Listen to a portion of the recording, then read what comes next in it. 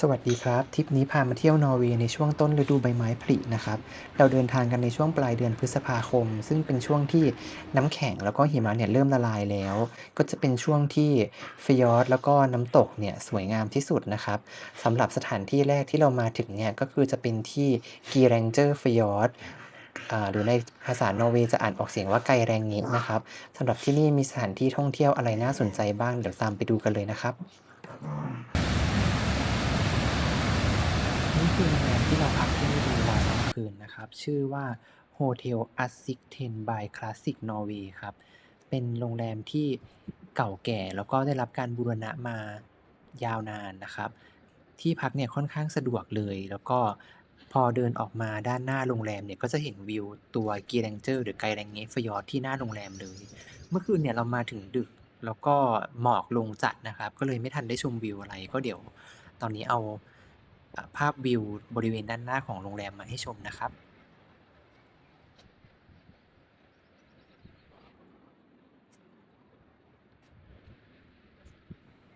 ตอนที่เราวางแผนที่จะมาเที่ยวที่นี่เนี่ยเราก็กดดูในเว็บไซต์ Norway Base นะครับเราก็เห็นว่าเขาเนี่ย recommend โรงแรมนี้นะ Atsikten Hotel ก็เลยลองกดจองดูก็เห็นราคาก็พอรับได้นะครับก็เลยจอง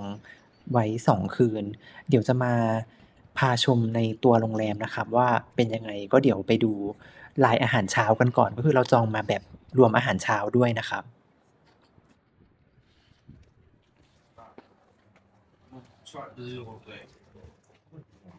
บอกเขาสิ breakfast ยังไง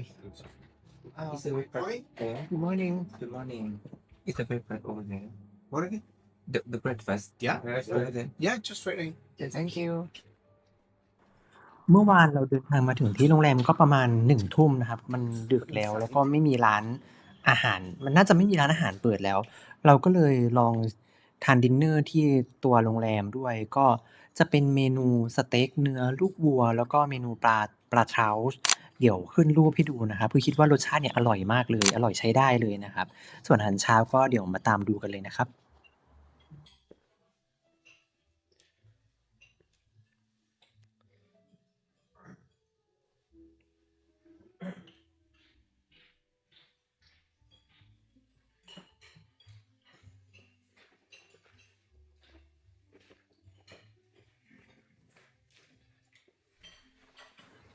จะมีบางเมนูที่มีป้าย remark ไว้นะครับว่าเป็น local product นะก็จะมีแซลมอนsmoked salmon นะแล้วก็แฮมชนิดต่างๆ salami แล้วก็อันนี้แยมนะครับแยมราสเบอร์รี่แยมสตรอเบอร์รี่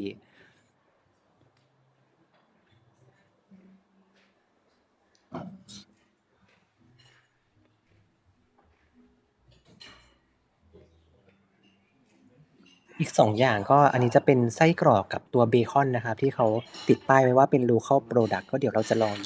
ยิบมาทานดูนะครับ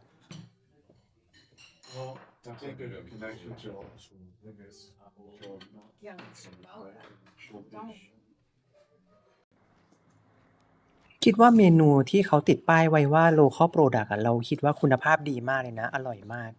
เดี๋ยวเสร็จจากมื้อเช้าแล้วเราจะออกไปเดินเที่ยวด้านนอกกันนะครับอันนี้เอาบรรยากาศบริเวณรีเซปชันมาให้ดูที่แรกที่เราจะไปนะครับก็คือเป็นจุดชมวิวฟยอร์ดชื่อว่า Flydown-Stuvet นะครับดูใน Google Maps มันอยู่หลังโรงแรมแค่ไม่ไกลเองนะน่าจะประมาณ200เมตร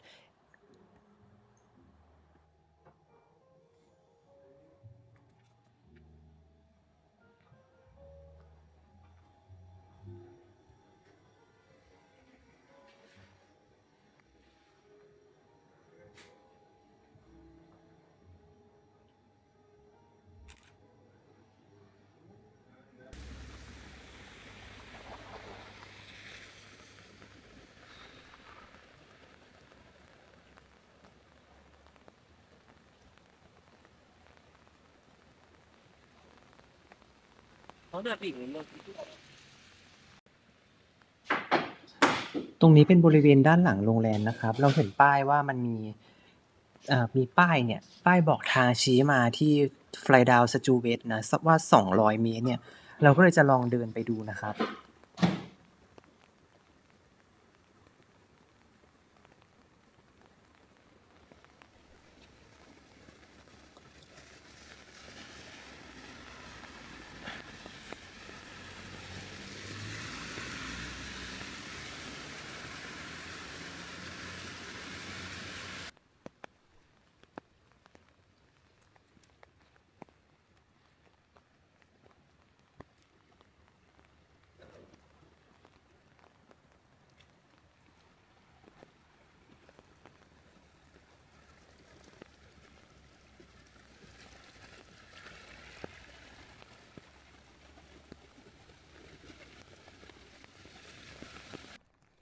เราก็ไม่แน่ใจว่าเราผิดพลาดตรงไหนนะทุกคนเดินไปแล้วเราไม่เห็นอะไรเลยอะสุดท้ายก็ได้หาทางเดินกลับลงมานะแล้วก็พอลงมาก็เห็นว่าอ้าวจุดชมวิวเนี่ยมันก็เดินริมถนนมาก็ได้นะไม่ต้องเห็นต้องอ้อมขึ้นไปบนเขาแบบเมื่อกี้เลยก็ไม่รู้เหมือนกันว่าทางเมื่อกี้เขาจะให้ไปไหนเนาะแต่ก็ลงมาแล้วก็เดี๋ยวจะเดินย้อนกลับไปนะครับตรงที่เป็นจุดชมวิวนะ โอ้ยใช่เลย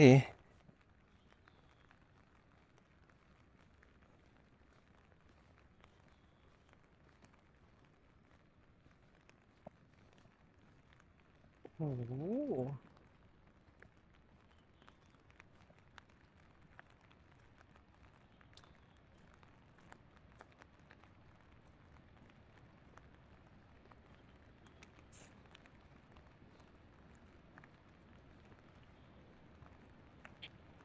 อันนี้คือเสียงน้ำตกข้างล่างเหรอ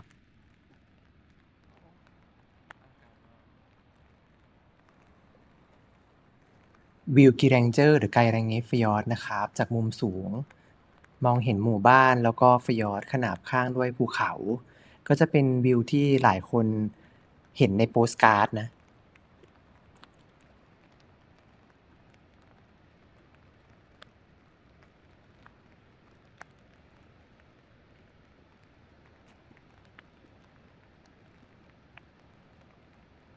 เราจะไปล่องเรืออันนี้แหละใช่ไหม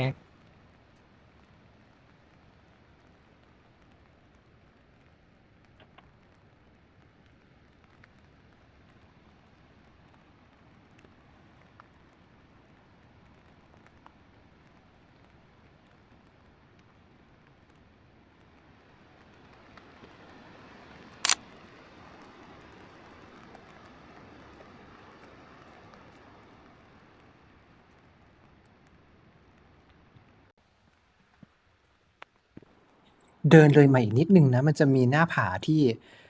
เดินออกไปชมวิวได้แต่ว่าเราก็ไม่กล้าเดินไปนะหวาดเสียวมันออกไปข้างนอกได้ด้วยใช่แม่มันออกได้ด้วยมีคนออกแล้วแต่ว่าเดี๋ยวขอส่องก่อนนะเสี่ยวไม่รู้จะปลอดภัยบอกเดี๋ยวมันต้องลงข้างล่างครับ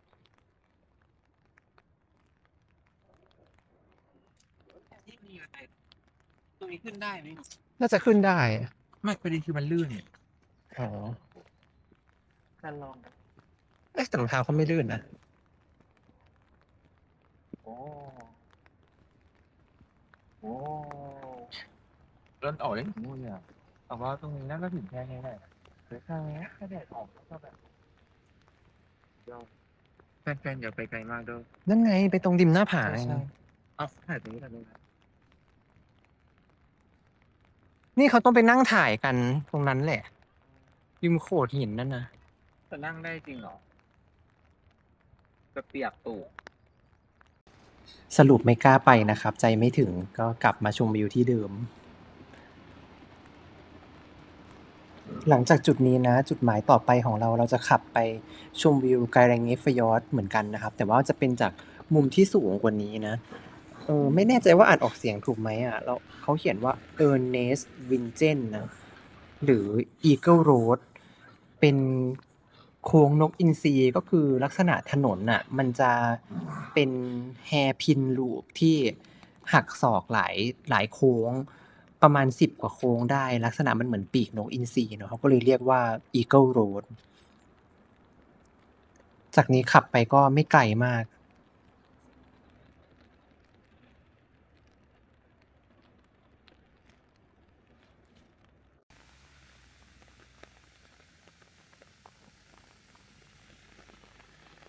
ก็วิวฟ้ากนู้นเป็นวิว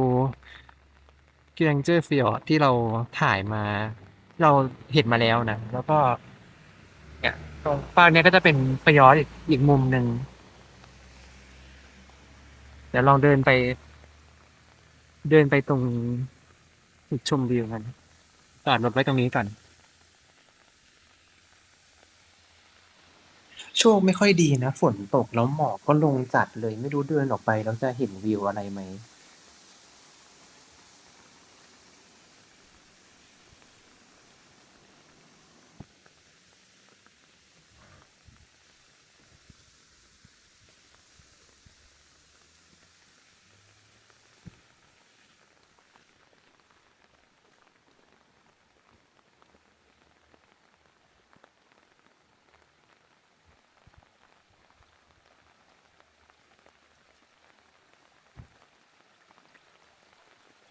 นี่นะเออร์เนสต์วินเจน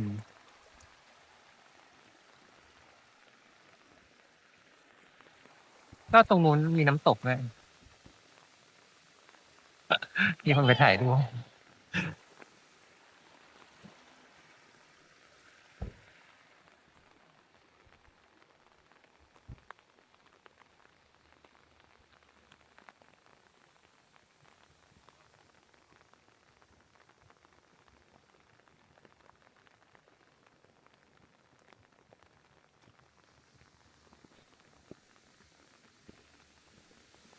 โอ้โห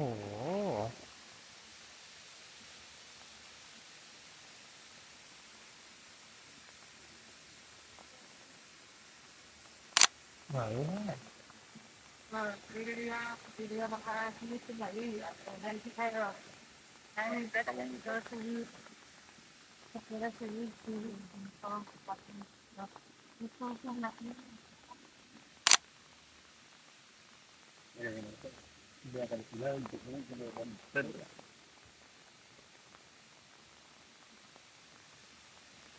นมีเรือเพล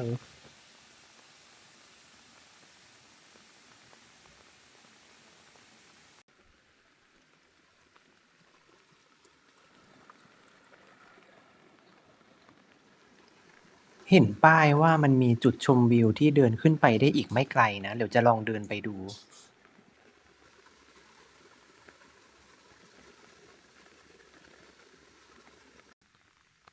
ตรงนี้เขียนว่าจุดชมวิว100 เมตรไปเลย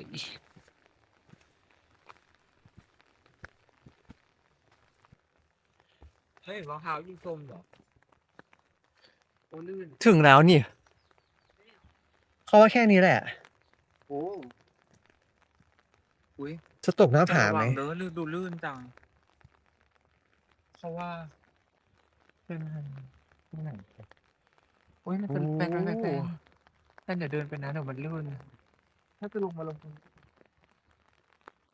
แฟนมาทางนี้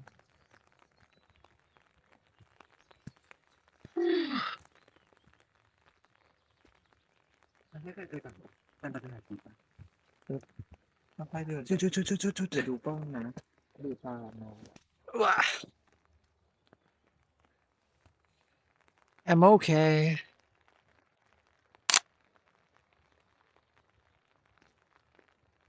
โอ้โหตรงนี้จะเห็นวิวอลังการมาก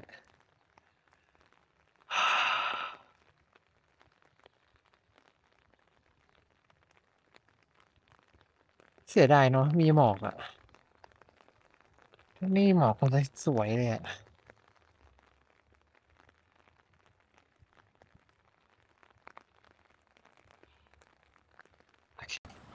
ลงมาจาก Ernest Vincent แล้วนะครับ พอดีหมอกเริ่มจางลงก็เลยแวะจอดถ่ายรูปชมวิวแป๊บหนึ่ง เดี๋ยวเราจะ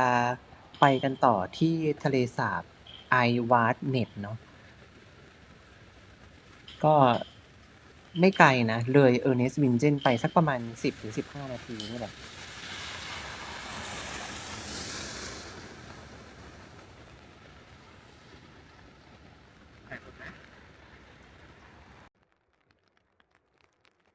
ตรงนี้น่าจะเป็น ไม่ใช่น่าจะแหละก็คือตรงนี้จะเป็นทะเลสาบไอวาร์ดเน็ตเนาะคือขับรถมาจากโรงแรมอาร์ซิกเทนเนี่ยก็จะประมาณ20 กิโล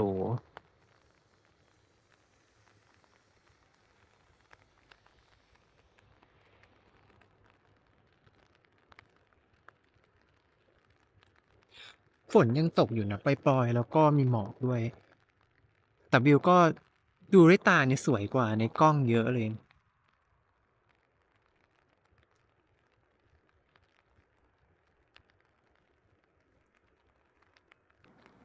ทะเลสาบไอวาร์ดเน็ตนะครับก็จะเป็นทะเลสาบที่อยู่ระหว่างกีแรงเจอร์กับหมู่บ้านไอดาวนะเป็นทะเลสาบน้ำจืดสำหรับใครที่จะแวะไปเที่ยวทรอลสติเกนก็แวะชมทะเลสาบนี้ได้ จากตรงนี้เนี่ย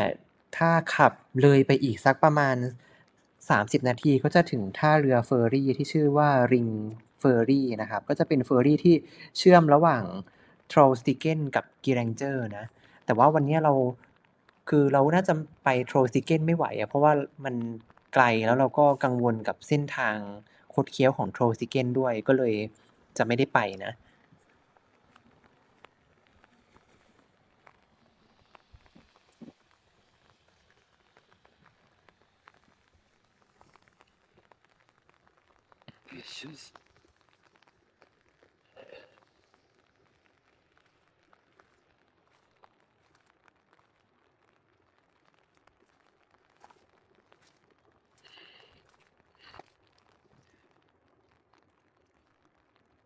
เงียบมากไม่มีนักท่องเที่ยวเลย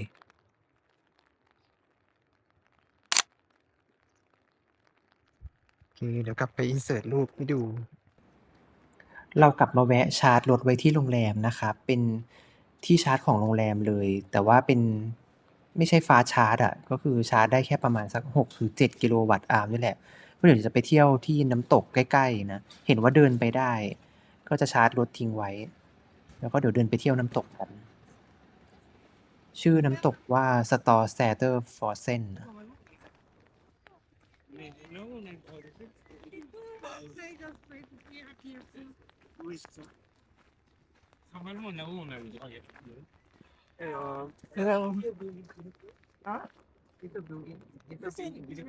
Yeah, yeah, it's very beautiful.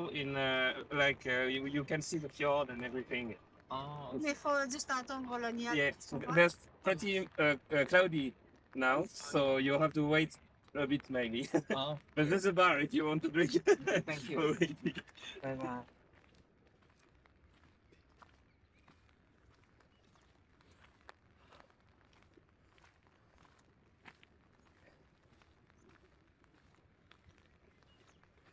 มีบาร์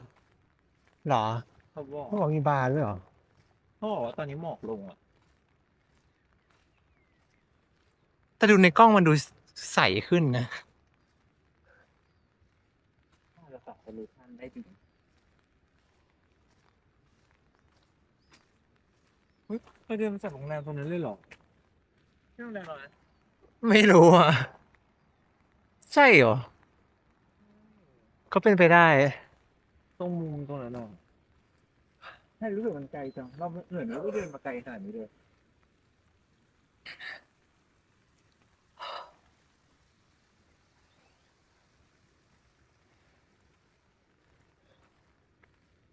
เมื่อกี้เจอนักท่องเที่ยว เขาบอกว่าวิวสวยมาก แต่ว่าเมฆเยอะ อาจจะต้องนั่งรอสักพักหนึ่ง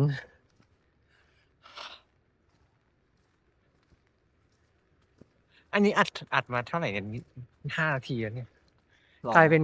Vlog มีรอ5 นาที Vlog walk through เกียงเจอไปแล้ว ทิศนี้ฝั่งนี้เขาเล่า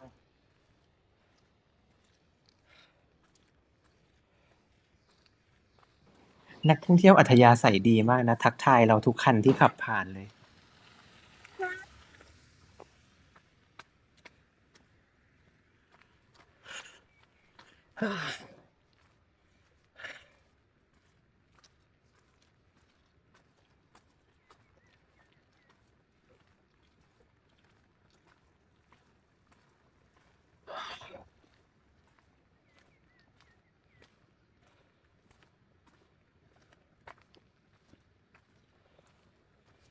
This sign says that it's tourists. You can go as tourists. อ๋อโอเค โอเค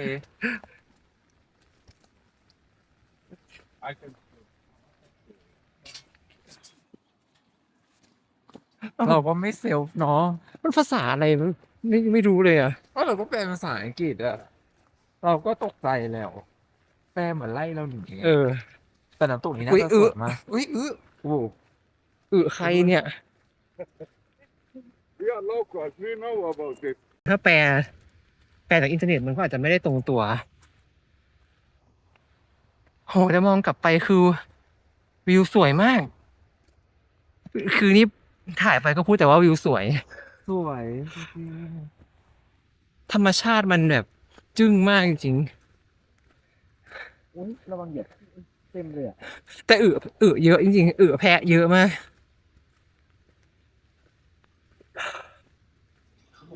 คือเมื่อกี้นี่นะทุกคนเราเห็นป้ายมันเขียนเป็นภาษานอร์เวย์แล้วเราก็เลยกด Google Translate Google มันแปลให้เราว่า watch out แปลว่าเหมือนกับระวังอย่าเข้าไปอะไรอย่างเงี้ย แต่ว่าคุณนักท่องเที่ยวคนเมื่อกี้เขาบอกว่า อันเนี้ยมันแปลว่าไปได้นะ บอกให้เดินมาเลย ก็เกือบแล้วนะ เกือบไม่ได้ไปแล้ว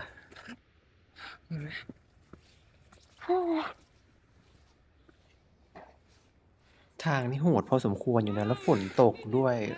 ทั้งกางร่มทั้งถือกระเป๋า ต้องเดินอย่างระมัดระวังมาก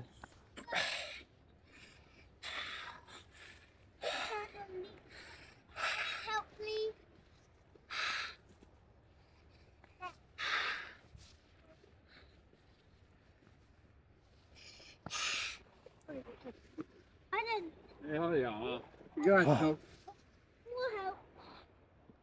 นี่ชันมาก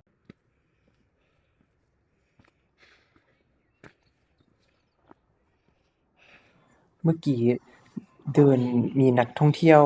เหมือนเป็นชาวแขกหรือว่าชาวอินเดียอยู่หน้าพวกเรา มีเด็กน้อยด้วย ยอมใจน้องมาก น้องคือเดินเก่งมาก แต่ตอนนี้ไม่รู้เขาไปแวะพักกันที่ไหนแล้ว เราก็เดินต่อไปก่อน น่าจะเลยครึ่งทางแล้ว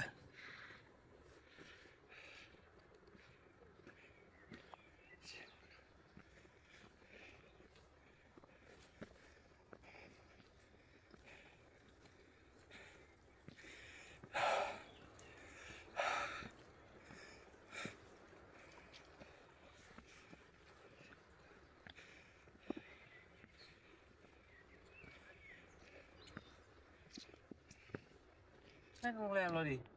ที่ราคาแดงๆอ่ะที่เราเห็นใช่เชี่ยทำกับ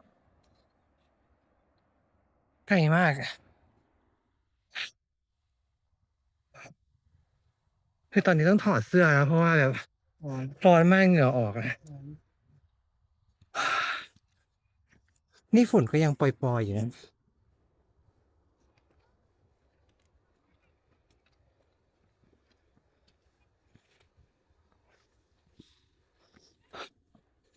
นี่เจอป้ายที่หินที่บอกว่า อีก 550 เมตรนะ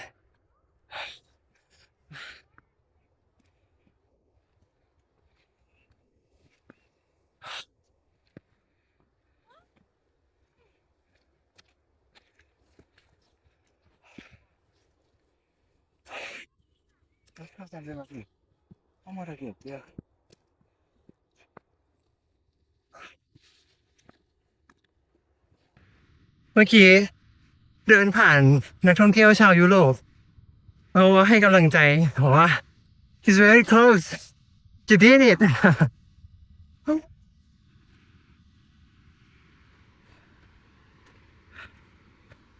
นี่ยังเดินกลับอีกแล้วเนี่ย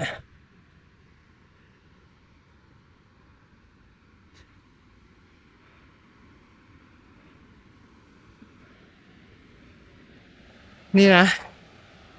แต่ยังไม่ถึงใช่ไหม ไม่ใช่ต้องไปอีกเหรอ เธอจะไปถึงตรงนั้นได้หรอไม่เห็นคนเดินเลยนะ ไหน เห็นคนเดินใต้น้ำตกไหมเห็นไหมใส่หมวกขาวๆอ่ะ เหรอ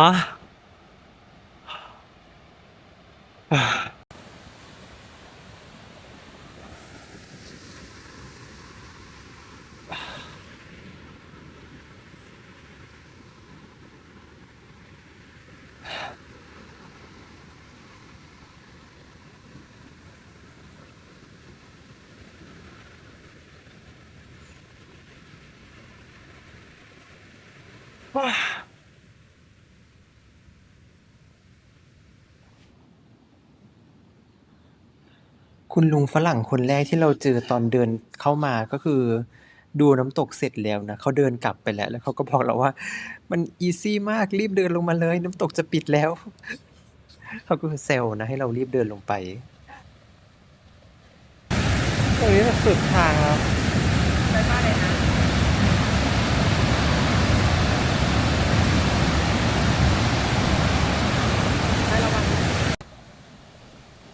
ว้าย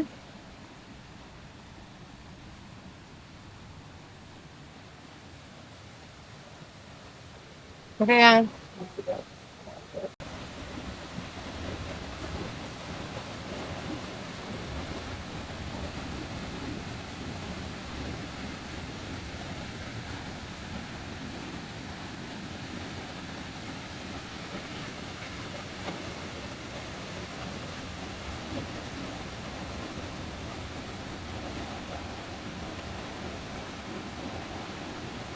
ชมน้ำตกเสร็จแล้วนะ ก็เนี่ย Storsäter Forsens ใช้เวลาเดินจากจุดเริ่มต้นมาทั้งหมดเนี่ย ประมาณชั่วโมงครึ่งกับระยะทาง 2.5 กิโลเมตร ความสูงเท่าไหร่จำไม่ได้แล้ว แต่สุดท้ายก็คือเราไม่ได้เดินลงไปจนสุดนะ ก็คือขาสั่นแล้วกลัวจะลื่นตก ก็เลยส่งแฟนเป็นหน่วยกล้าตายลงไปถ่ายรูปคนเดียว ตอนนี้ก็เดินกลับแล้ว น่าจะใช้เวลาสั้นกว่านะ น่าจะประมาณ 1 ชั่วโมง เดี๋ยวจะกลับไปถามที่โรงแรมว่ามีเมนูดินเนอร์อะไรบ้างน่ะ ถ้าเกิดว่ามีเมนูใหม่ก็เดี๋ยวจะลองกินดู แต่ถ้าเกิดว่าเขามีเมนูเหมือนเดิมเหมือนเมื่อวาน ก็จะขับรถเข้าไปที่เซ็นทรัลไปหาร้านอาหารกินเอา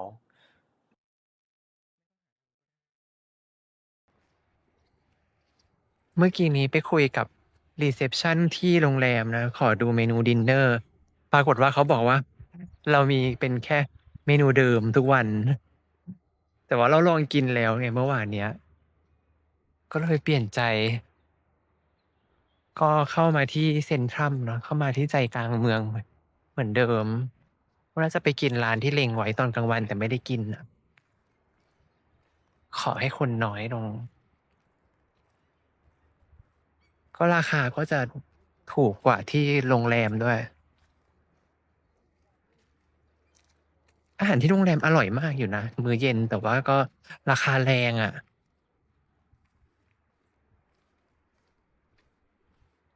สเต็กเนื้อลูกวัวก็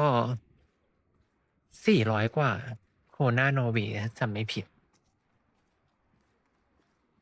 แล้วก็ปลาแซลมอน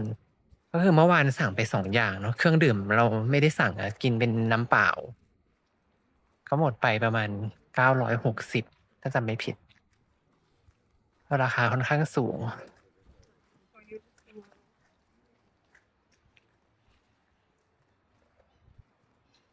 ร้านนี้ก็น่ากินนะ คาเฟโอเล่ แต่ว่าเป็นเมนูปุ๊กปิ๊กอะ แล้วก็เขาปิดแล้วด้วย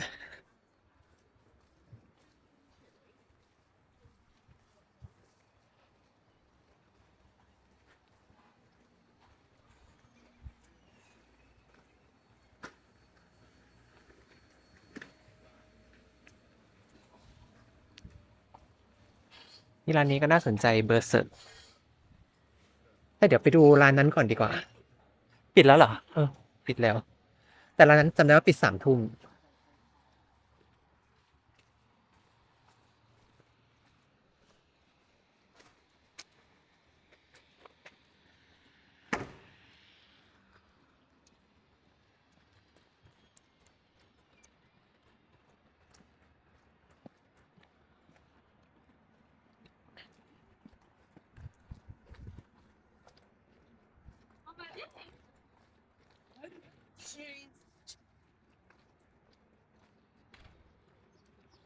นี่ Brasserie Posten โอเค อันนี้นะ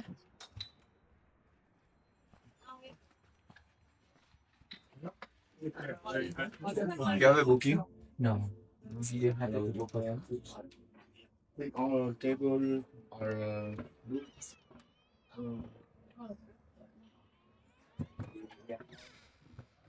yeah. เข้ามาแล้วตอนแรกโต๊ะเต็มนะ เกือบจะไม่ได้กิน แต่ว่ามีคุณนักท่องเที่ยวโต๊ะข้างๆเขาบอกว่านั่งกับเขาก็ได้ เราก็เลยได้นั่งกับเขา มี 2 ที่สุดท้ายริมโต๊ะ ไม่เป็นไร นั่งก็นั่ง เพราะว่ามันก็ไม่ค่อยมีร้านเปิดแล้วจริงๆ แถวนี้ เดี๋ยวเรามาดูอาหาร อาหารก็ราคาสูงอยู่ดีเนาะ ก็จะเมนคอร์สน่าจะประมาณ 300 โครนบวกๆ 300 โครนก็ประมาณเท่าไหร่อะ? หมายถึงว่าดูเมนูแล้วแบบถูกสุดมันก็ 300 แต่ว่าสั่งแซลมอนก็จะเป็น 400 กว่านอร์เวย์โครนเลย พิซซาเนี่ยก็ พิซซาเหมือนจะถาดละ 249 โครน ก็เป็น 1,000 อยู่ดี คูณ 3 ปลายๆ เนาะ ก็ตีไป 1,000 เลย แล้วก็น่าจะหมดคนละ อันนี้เป็นพิซซ่าอ๋อชื่อพิซซ่าคลัฟคาอะไรก็ไม่รู้อ๋อมีแฮมบลูชีสแล้วก็มอสซาเรลล่ากับซอสมะเขือเทศ ของพชนี้เป็น ความมายุโรปสั่งพิซซ่าหนึ่งถาดต้องกินให้หมดคนเดียว แต่ของพิซซ่าก็ไม่หมดเขาแบ่งกันมีกิน ไม่รู้เหมือนกัน ไม่ได้ดูเขากินไม่หมดหรอ ผู้หญิงนะกินไม่หมด กับแซลมอนไม่อร่อยเท่าที่โรงแรมนะของโรงแรมเมื่อวานนี้อร่อยกว่า แต่ที่นี่แบบได้เหมือนกับเขาให้เนื้อแซลมอนแบบใหญ่กว่า แต่ราคาก็ใกล้เคียงกัน ของแพนเท่าไหร่440 490 โอ้490 ถ้าแพงกว่าโรงแรม อ๋อแพงกว่าอีก Häufig liegt das so. โอ้ทำไมอะแปลกเนาะแพงกว่าที่โรงแรมอีกอะสรุปเราก็กินจนหมดนะพิซซ่า ค่าเสียหายไปเท่าไหร่นะ แต่มีทิปด้วยอ่ะ 960หรอ ไม่แพงจัง960มันเมื่อวานไม่ใช่เหรอ เท่าหรอ มันยังไม่ตัดวันนี้วันอะไรเหมือนจะ700 กว่าโครนนี่แหละ แต่ว่าพอแตะบัตรแล้วเขามีถามด้วยว่าจะให้ทิปไหม ก็แสดงว่าเมื่อวานแพงกว่า อันนั้นน่ะ449พิซซ่าเนี่ย249แต่ว่าจำได้แค่พิซซ่า249ของของพชเท่าไหร่249บวก449ประมาณเนี้ย แล้วก็ทิปอีกเขาเลยกดไป5%น้อยสุด เขินจัง มันก็เยอะอยู่ก็คือจาก600ตายเป็น แต่เราก็ว่า 700กเลย แพงอยู่นะเขาก็ไม่ได้บริการอะไรมากมายแค่เอาอาหารมาเสิร์ฟแค่นั้นเอง แต่ร้านที่โรงแรมเมื่อวานไม่มีทิปนะก็กินเท่าไหร่ก็เท่านั้นเลยแล้วก็ตอนที่อยู่ที่ลิลลี่ฮัมแมร์ก็ไม่มีทิปเนาะเขาก็คิดตามราคาอาหารเลยอะตอนมาคิดเงิน แต่ว่าเมืองนี้มันก็เมืองท่องเที่ยวอะก็ไม่แปลกใจก็เดี๋ยวไปแวะซื้อของเล็กน้อย โยเกิร์ตราคา10 โครน40 บาท ก็เลยแบบว่า ดูของในซูเปอร์มาร์เก็ตนอร์เวย์แต่เราก็ไม่รู้จักว่ามันคืออะไรอ่ะมันกินได้ไหมด้วยกาแฟสตาร์บัค30 โครน เอาไหมสรุปจะเอาไหม ไม่เอาดีกว่า ไม่เอาอะไรเลยเหรอ ไม่เอาอะไรเลยแล้วกัน แต่เขาต้องโรลเวย์เนี่ยเนี่ยกี่โมงวะตอนนี้ แซลมอน อันนี้ไม่แพงนะเนี่ย แซลมอน200 กรัม149 โครน นี้ด้วย ถ้า200 กรัมก็ประมาณ200 กรัม129 โครน ก็คูณ4ก็600ก็แพงอยู่ แซลมอนอันนี้59เขาตัดสินใจแล้วแฟนเขากินอันนี้แหละได้อะไรไหม ไม่เอาแล้วกัน ต่างประเทศนิดหน่อย ไม่อยากกินหรอกอยากกินมาการอง ก็มาตอนนี้ เจคอบมาการอง โอเคไหม นี่ ไม่ใช่กลุ่มมันเดียวเอาตรงนี้ไปพูดอะเอาอันเนี้ย มาการอง80 เจ โค คอบ น มาการอง สำหรับวันนี้ 300 ก็ กว่าบาท น่าจะ จะเป็นมาการองแช่แข็ง เท่านี้นะทุกคนก็คือกลับที่พักละ รถอะไร การ อะ ไป แฟน เที่ยว ว่า น้ำตก Storsäter Forsen ก็คือเหนื่อยที่สุดแล้ว ด้วย เดินไปกลับ5 กิโลแล้วก็ใช้เวลาเดินไปทั้งหมดเกือบ3 ชั่วโมงทีนี้หมดแรงแล้ว เดี๋ยวพรุ่งนี้เราจะไปขึ้นเรือ Geiranger Fjord กันนะเราจะเอารถขึ้นไปด้วย ก็สำหรับคลิปนี้ก็ขอบคุณทุกคนที่ติดตามและรับชมกันมา ก็เจอกันใหม่คลิปถัดไปนะครับ รสเลมอน ไส้เป็นเลมอน